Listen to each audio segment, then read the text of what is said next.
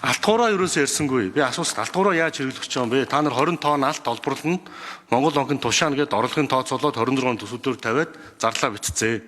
Хоёрдугаарх нь энэ цаасан дээр чин уршлагын төлбөрөөр дэнчингийн мөнгөөр 250-аас 300 тэрбум доллар татан төлрүүлнэ гэж бичсэн байна. Энийг тайлбарлаад хачи. Алдаа бол алдаа байна гэдээ энэ дээр хэлчих.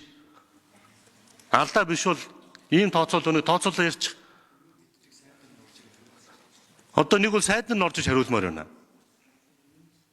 Сайдад болохгүй л энэ ч одоо асуудал ярьж байгаа чи сайд алах. Энэ цаасан дээр чинь ингэ бичсэн биш учраас сайд. Төсвийн тухай ном дээр чинь гişүүд тараасан. Тэр 20 тонн алтаа яаж болох гэдэг яриач асуугаад байна шүү дээ. Мэдхгүй. Уул уурхайн сайдыг дуудаарай. Сайд дээр дуудаарай. За, эндрийн 4-р микрофон.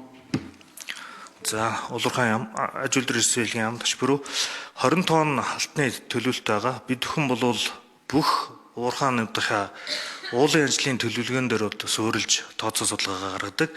Энэ бол одоо бүх үндсэн болон шорон ордын олборлт хийж байгаа. Мөн одоо шинээр хэрэгжүүлэх төслийнхээ одоо үр дүнгийн тооцоо техник эдийн засгийн үндэслэл уулын ажлын тайлан төлөвлөгөөн дээр тусгаж авсан одоо ийм санал байгаа. Тэгэхээр 20 тоорондоо хүргэж ажиллана. Ер нь бол алт гурав хөтөлбөртэй холбогдлолтой ялангуяа энэ төр захиргааны үйл ажиллагаануудыг хялбарчлах уулын ажлын тайлан төлөвлөгөөг одоо богино хугацаанд баталж өгөх, эрдэсвэлгийн мэргэжлийн зөвлөгөөр энэ нөөц үсэх нэмэлт агуулгын ажлыг хийх юм бодлогын ажлуудыг бол дэмжиж ажиллаж байгаа.